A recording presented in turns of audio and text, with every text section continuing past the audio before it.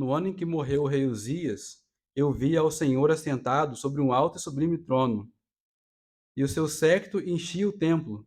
Os serafins estavam acima dele. Cada um tinha 6 asas. Com duas cobriam o rosto, e com duas cobriam os pés, e com duas voavam. E clamavam uns para os outros, dizendo: Santo, Santo, Santo é o Senhor dos exércitos. Toda a terra está cheia da sua glória. E os umbrais das portas se moveram com a voz do que clamava, e a casa se encheu de fumaça. Então disse eu: Ai de mim que vou perecendo, porque eu sou um homem de lábios impuros, e habito no meio de um povo de impuros lábios. E os meus olhos viram o Rei, o Senhor dos exércitos. Mas um dos serafins voou para mim, trazendo na mão a brasa viva, que tirara do altar, como uma tenaz. E com ela tocou minha boca e disse: Eis que isto tocou os teus lábios, e a tua iniquidade foi tirada, e purificado o teu pecado. Depois disso, ouvi a voz do Senhor que dizia: A quem enviarei? E a quem há de ir por nós? Então disse eu: Eis-me aqui, envia-me a mim. Irmão, nós vemos uma experiência de Isaías que foi algo único. A gente vê que ele, de início, ele vê o Senhor sentado em um alto e sublime trono e rodeado ali por serafins. A gente vê que, embora em Apocalipse João também veja, tem a visão do trono, essa visão aqui em específico, de um trono no templo e com serafins em volta dele, somente Isaías teve. Essa experiência de purificação para o ministério, tão direta, uma visão que apenas Isaías teve também. Mas ainda assim, ainda que isso não tenha se repetido com mais ninguém, essa experiência de Isaías tem algo a nos ensinar. Dentre as várias coisas que ela tem a ensinar para nós, eu destaquei 3. Ela nos ensina a buscar, contemplar a majestade e a santidade de Deus. A visão que Isaías teve também nos ensina a buscar o arrependimento e a purificação dos nossos pecados. E ela nos ensina também, como veremos ao longo do texto, a atender o chamado de Deus, ainda que isso implique em muitos desafios e renúncias pessoais. Nós vemos logo no versículo 1 que o texto nos apresenta uma visão de 2 tronos. Um trono vazio, que foi deixado pelo rei Uzias. A gente vê que o rei Uzias ele falece ali, e o texto começa narrando esse fato. E nós vemos que dentre os profetas, Isaías tinha uma grande proximidade com a maioria dos reis da época. Ele tinha acesso ao trono real. E provavelmente tinha acesso, inclusive, a Uzias. Então a gente vê uma visão de um trono vazio ali. Mas antes de falar da próxima visão do outro trono, onde o trono nunca estará vazio, onde o Senhor está assentado, vamos dar uma olhada um pouco sobre quem era Uzias e seus feitos. Se abrimos nossas Bíblias em 2 Crônica, capítulo 26, nós podemos ver do versículo 3 a 5 alguns dos feitos de Uzias. Versículo 3 diz assim: E era Uzias da idade de 16 anos, quando começou a reinar, e 55 anos reinou em Jerusalém. E era o nome de sua mãe Jecolias de Jerusalém. E fez o que era reto aos olhos do Senhor, conforme tudo que fizera Amazias, seu pai. Porque deu-se a buscar a Deus nos dias de Zacarias, sábio nas visões de Deus. E nos dias em que buscou ao Senhor Deus, no dia que buscou ao Senhor, Deus o fez prosperar. Porém, a gente pode ver nos versículos 15 e 16 que a situação mudou um pouco no final dos dias de Uzias. Diz assim, versículo 15: Também fez em Jerusalém máquinas da invenção de engenheiros, que estivessem nas torres e nos cantos, para atirarem flechas e grandes pedras, e voou sua fama até muito longe, porque foi maravilhosamente ajudado até que se tornou forte. Mas havendo-se já fortificado, exaltou-se o seu coração até se corromper, e transgrediu contra o Senhor seu Deus, porque entrou no templo do Senhor para queimar incenso no altar do incenso. Então a gente vê aqui dois períodos na vida do rei Uzias. Um de grande glória, onde ele começou a reorganizar Judá. Talvez tenha sido o rei com maior sucesso depois de Salomão. Aqui diz que ele começou, inclusive, a projetar máquinas de guerra para defender o seu reino, para tirar várias flechas de uma vez só. Uma obra avançada para a engenharia da época. E tudo indo muito bem, até que chega no final do versículo 15, até que se tornou forte. Então aquele homem que buscava a Deus em meio à dificuldade, aquele homem que estava sendo exaltado por buscar ao Senhor, assim como seu pai, quando ele se torna forte, ele começa a achar mais do que ele realmente era.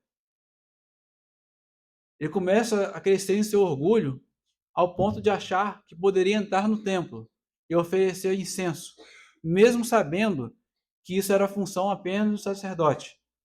E mesmo sendo alertado contra isso dentro do templo, ele ainda insistiu. Então ele termina seus dias leproso. Quando ele resolve desobedecer o Senhor dentro do templo, na mesma hora ele é tomado pela lepra. Então um rei que em feitos, ou segundo talvez depois de Salomão, ele termina seu reinado com lepra e ainda morre. Então é nesse contexto de desespero aqui que Isaías começa a sua narrativa. Os assírios estavam vindo em direção a Judá, estavam chegando ao norte em Israel, podendo alcançar também a Judá. E nesse período, talvez de tristeza do próprio profeta Isaías, que ele tem a visão de um outro trono. Esse período é um período de incertezas. Temos uma ideia disso? Quando vai trocar o presidente do nosso país, algo que é previsto, tenham muita incerteza no nosso meio. Agora imagina um rei de tanta grandeza que termina os seus dias com lepra e ainda depois de um tempo ainda morre. Como ficou o coração e a incerteza daquele povo, inclusive do profeta. Então aqui nós não temos uma visão clara se Isaías estava tendo a sua visão de fora do templo ou dentro do templo físico, em Jerusalém. Mas é dito que ele viu o Senhor assentado sobre um alto e sublime trono, e o seu séquito, ou o seu manto, em algumas outras traduções, enchia o templo. E os serafins estavam acima dele, cada um tinha 6 asas, com 2 cobriam o rosto, com 2 cobriam os pés, e com 2 voavam. E clamavam uns para os outros, dizendo: Santo, Santo, Santo é o Senhor dos exércitos. Toda a terra está cheia da sua glória. Então nós vemos que, embora um rei humano tinha acabado de deixar seu trono vazio, Isaías teve a visão de um rei poderoso, cujo trono nunca ficará vazio. E ainda assim, nós vemos que o manto dele, ele viu uma visão que transcende o templo físico. Ele viu um trono alto e sublime, com o Senhor assentado sobre ele, e o manto mostra que toca o chão do templo ali, talvez. Então mostra que o Senhor governa tanto os céus como a terra. Que ao mesmo tempo que está distante e elevado acima de nós, grande santidade, ainda assim o Senhor Deus também está próximo de nós. E no final do versículo 3, os serafins cantam que a terra está cheia da sua glória. Então, mesmo em incertezas, mesmo em momento difícil, a glória do Senhor ainda está sobre a terra. Isso vale também para nossos dias. Mesmo quando vivemos situações de tensão ou momentos difíceis de incertezas, nós podemos saber que a glória do Senhor, a presença dele ainda está aqui na terra. E nesse momento, Isaías ainda nem tinha profetizado completamente sobre a vinda de Cristo. Até depois de terminar seu livro, ele não tinha conhecimento de Cristo que nós temos hoje. E mesmo assim, às vezes, somos dominados por incertezas. Até mesmo nós que não chegamos a ter um governo de tanto poder, tanta majestade como Uzias. Se for olhar o histórico do nosso país, é claro que não vivemos guerras também. Temos lá esse lado bom. Mas não tivemos um rei, ou um presidente, ou algum imperador no passado que fosse conhecido inicialmente por ser fiel ao Senhor. Que fizesse uma boa administração, uma administração justa do país. Nós não temos isso. E mesmo assim vivemos momentos de tensão e incertezas. E Isaías vê aqui uma visão dos serafins. A tradução da palavra no original seria aqueles que ardem. Serafim indica serpentes. Uma visão de serafins que apenas aparece nesse livro. Que apenas ele chegou a ver. E esses serafins cantavam Santo, Santo, Santo, é o Senhor dos Exércitos. Eles exaltavam a santidade de Deus. Isso mostrava o quanto Deus é separado de nós em relação a seu aspecto moral e a sua majestade também. Então, nessa ênfase aqui em cantar santo 3 vezes, um em direção ao outro, eles falavam isso entre si. E o versículo 4 diz que os umbrais das portas se moveram com a voz que clamava, e a casa se encheu de fumaça. A gente vê então que o batente da porta do templo tremeu. Então mostra que a presença do Senhor abala céus e terra. E Isaías, diante dessa visão, nós vemos a reação dele no versículo 5. E disse: Então disse eu, ai de mim que vou perecendo, porque sou um homem de lábios impuros e habito no meio de um povo de impuros lábios, e os meus olhos viram um rei, o Senhor dos exércitos. Então Isaías, quando ele vê e tem essa visão, ele toma consciência do seu próprio pecado. E fala ainda do tipo de povo onde ele habitava. Então, Isaías 1, de 1 a 6, nós podemos ter uma noção de como aquele povo agia. Isaías, no capítulo 1, a partir do versículo 1, diz assim: Visão de Isaías, filho de Amós, a qual ele viu a respeito de Judá e Jerusalém nos dias de Uzias, Jotão, Acás e Ezequias, reis de Judá. Ouvi, ó céus, e presta ouvidos, tu, ó terra, porque fala o Senhor. Criei filhos,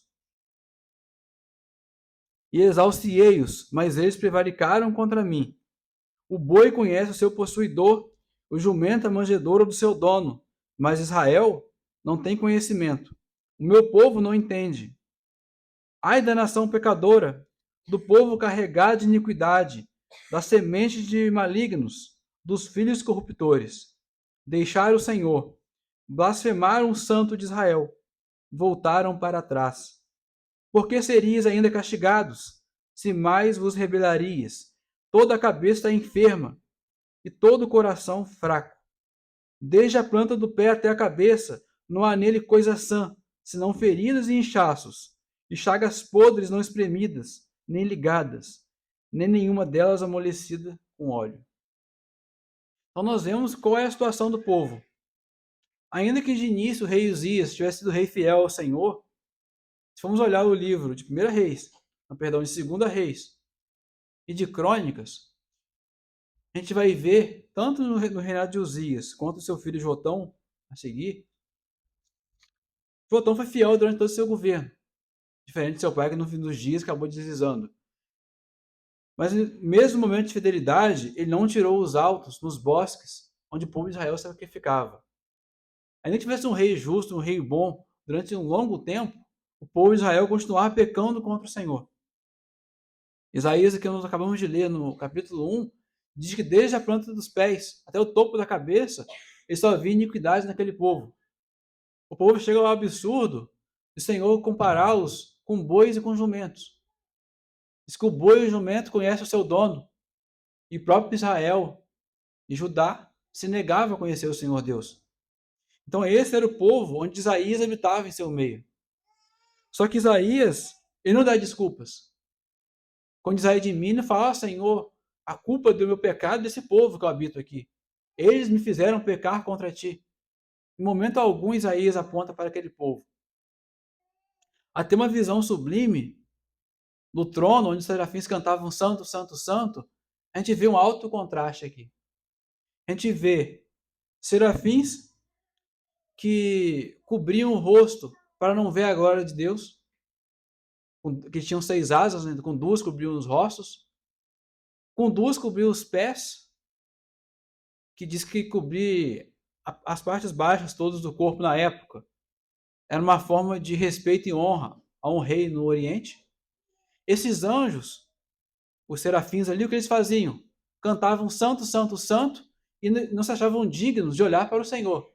E Isaías, por outro lado, tinha lábios impuros e tinha acabado de ver o Senhor dos Exércitos. Então aqueles que cantavam, glorificavam a Deus ali, tapavam os rostos para não ver a glória de Deus. E ele que tinha lábios impuros, tinha visto. Então, a primeira coisa que ele tem é desespero. Ele diz, ai de mim, que vou perecendo. Todo judeu, principalmente os fiéis, sabia que qualquer um que visse a Deus não pararia vivo. E para enfatizar mais ainda, ele vê a Deus com serafins louvando e tapando o rosto para não ver sua glória. Então, quanto mais se conhece a Deus, se aproxima dele, mais consciência a gente passa a ter dos nossos pecados. E foi essa a reação de Isaías. Ele reconhece o pecado diante de Deus. Ele vê a glória do Senhor, em vez de se exaltar que o Senhor apareceu para ele, acontece exatamente o contrário. Ele diz, ai de mim que vou perecendo. Nós vemos hoje, em nossos dias, muitas pessoas que dizem que na presença de Deus, quanto mais próximo de Deus entraremos em êxtase, pularemos, alcançaremos o irracional talvez. A gente vê aqui uma disposição diferente em Isaías.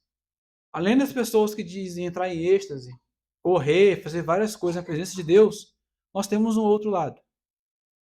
Nós temos o extremo oposto. Pessoas na presença de Deus são apáticas, não tem reação nenhuma. Há pessoas que, diante de Deus, não dão valor algum à sua palavra ou aos louvores, apenas um culto frio e mecânico. São esses dois extremos. E nós vemos aqui que Isaías não está em nenhum deles. Isaías, quando ele vê o Senhor, ele entra em desespero e toma consciência do seu pecado. Ele conhece a Deus, ele vê a santidade de Deus ali, e ele vê o quão pecador ele é e quão pequeno ele é diante de Deus. E o texto continua no versículo 6 dizendo, mas um dos serafins voou para mim, trazendo na mão a brasa viva que tiraram do altar com uma tenaz. E com ela tocou minha boca, e disse, eis que isto tocou os teus lábios, e tua iniquidade foi tirada, e purificado o teu pecado. Nós vemos ali que nesse momento, onde ele toma consciência do seu pecado, um serafim traz uma brasa viva e toca nos seus lábios.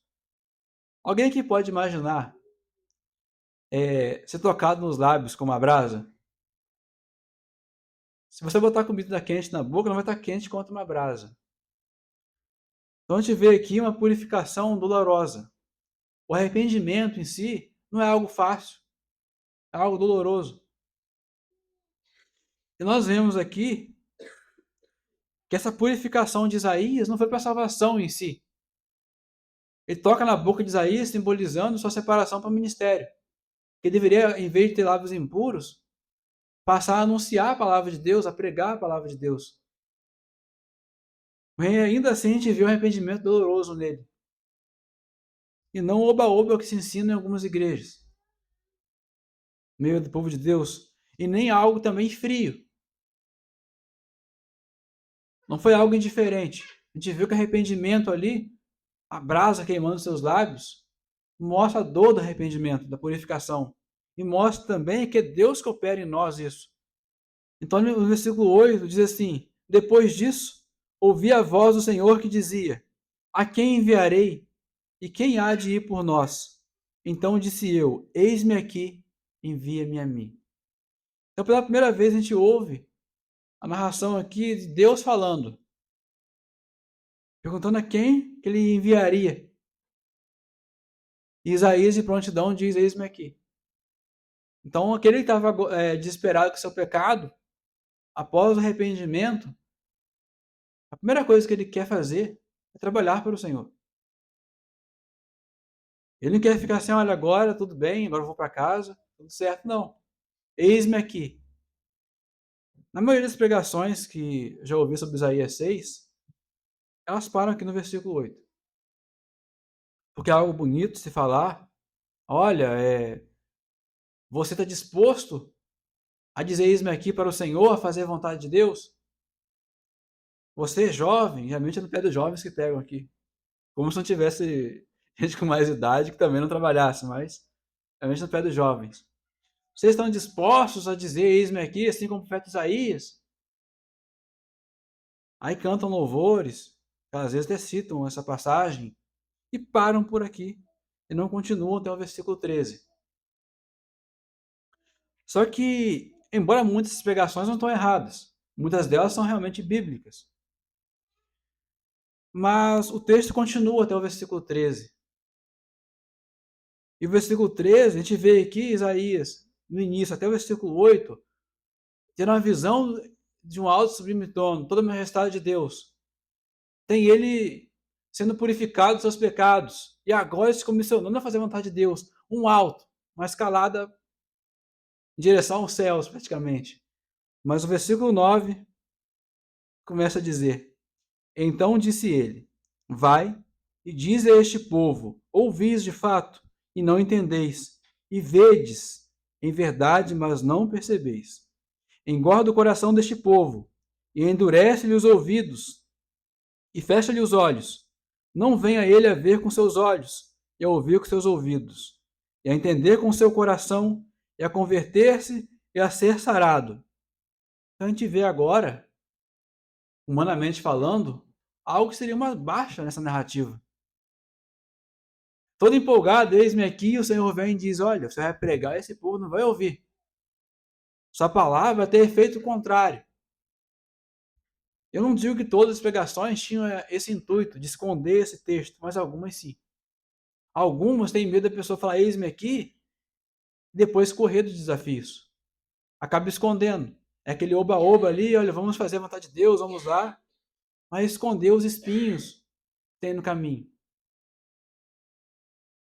A gente vê que também isso mostra uma visão errada que nós temos do sucesso de um pregador.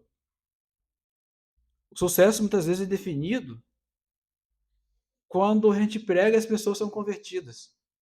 É tanto se for perguntar, até às vezes nós mesmos, até eu que estou pregando aqui, tem tido sucesso quando fala de Deus com seus amigos?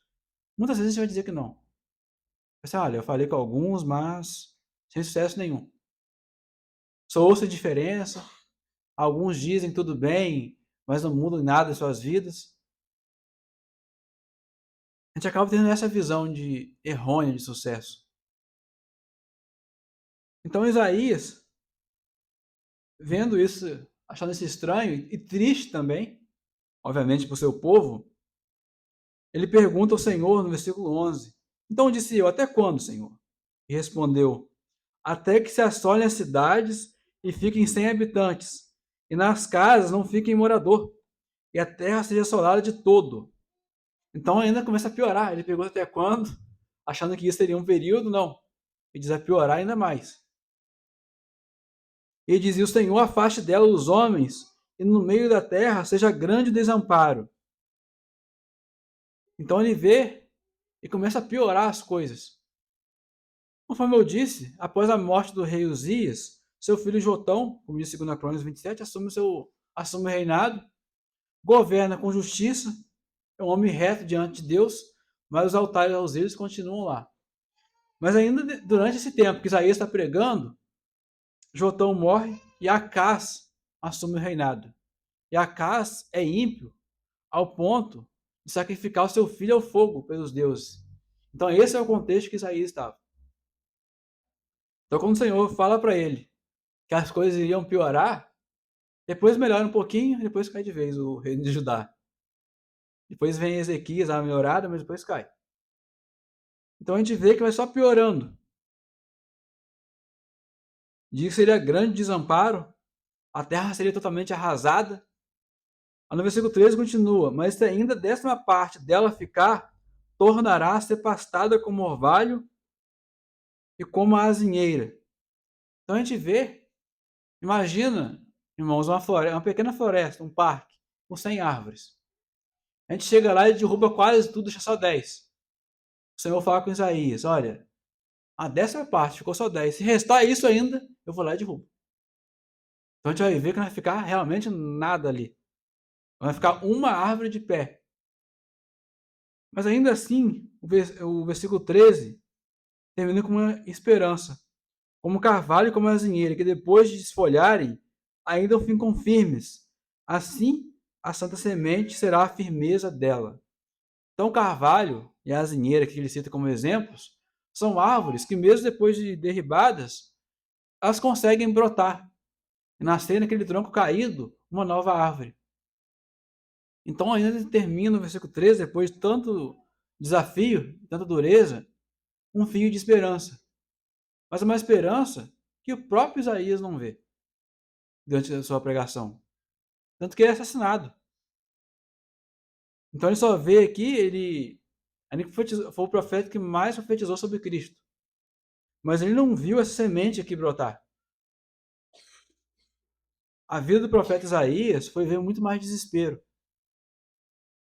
Mas só que o Senhor, em Gênesis 12, 3, o Senhor diz assim para Abraão: abençoarei os que te abençoarem, amaldiçoarei os que te amaldiçoarem, e em ti serão benditas todas as famílias da terra, ou todos os povos da terra, dependendo da versão. O Senhor tinha feito uma promessa, e o Senhor é fiel para cumprir suas promessas.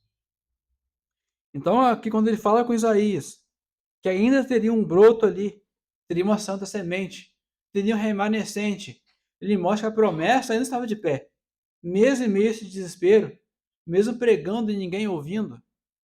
E diferente de Isaías, nós temos uma visão mais clara de Cristo. O Senhor não prometeu para mim nem para você que quando pregarmos será assim. Pode ser que seja, mas Deus não prometeu, não disse: olha, Deus, quando você pregar, você vai só endurecer os corações. Ninguém vai crer. O Senhor não prometeu que o país vai entrar em guerra, vai ser tudo destruído. Mas Isaías teve essa promessa aqui. Mesmo assim, com um fio de esperança no final.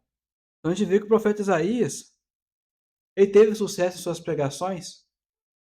Se formos olhar o que muitos dizem hoje, o que reflete a pregação, às vezes, ir até o versículo 8, humanamente falando, não. Humanamente falando, o sucesso é só quando alcança pessoas, quando pessoas se convertem, como se coubesse ao pregador isso. Nós queremos ser, tirando a parte da desobediência, é claro, ser igual a Jonas. A gente quer pregar lá e todo mundo se converter. A gente quer a fidelidade de Isaías, mas quer o sucesso de Jonas, essa parente dele.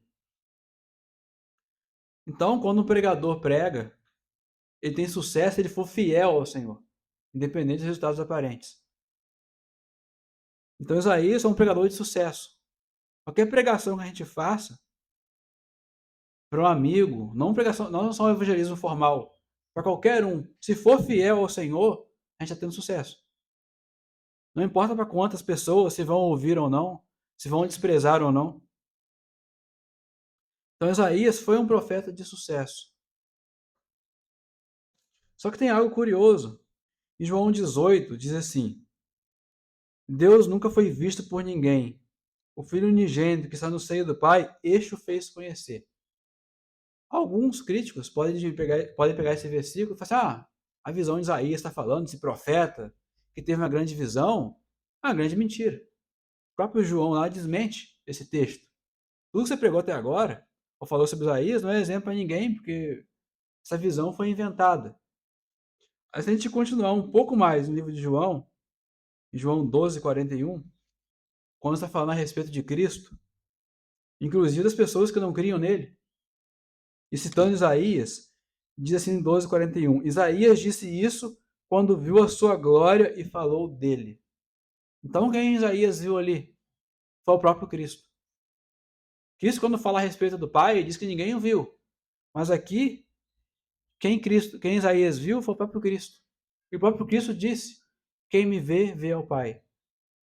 Então, quando alguns tentam distorcer essa visão de Isaías, a gente vê que o próprio Novo Testamento testifica que ele viu o próprio Cristo ali. próprio Cristo, que nós conhecemos até mais que Isaías, sua obra. Então isso tem que incentivar a cada um de nós, conhecendo a verdade de Deus, conhecendo o plano final da redenção, coisas que os profetas não tinham uma visão clara.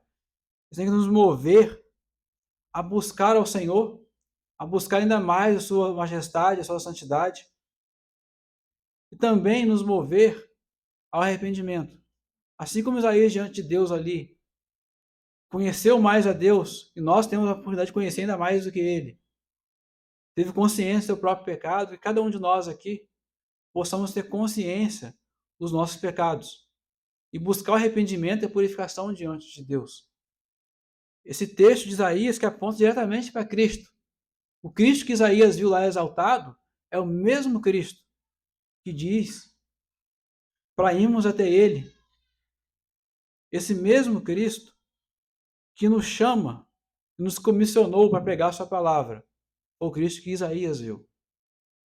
Então esse texto de Isaías também nos incentiva a atender o chamado de Deus e fazer sua vontade, ainda que isso implique desafios pessoais. Ainda que não venhamos a ver aqui na terra os resultados de nossa obra. Que possamos rejeitar aquela visão falha de sucesso que o mundo prega. Aquela visão de igrejas lotadas. Aquela visão de pregadores que enchem estádios. Aquela falsa visão. Até vimos agora até em alguns filmes evangélicos. Que o pregador fala, todo mundo ouve, todo mundo atende. Nós podemos rechaçar essa visão que o próprio Cristo, assim como Isaías, foi rejeitado muitas vezes em suas pregações. Ninguém ensinou melhor sobre o reino de Deus do que o próprio Deus. Ninguém tem uma didática ou falou melhor do que o próprio Cristo. E ainda assim, ele foi rejeitado. Tanto que diz aqui, diz que diante dele, diz assim no João 12, versículos 36 e 37, que diz assim: enquanto tendes luz, credes na luz, para que sejais filhos da luz. Essas coisas disse Jesus, retirando-se, escondeu-se deles. E ainda que tivessem feito tantos sinais diante deles, não criam nele.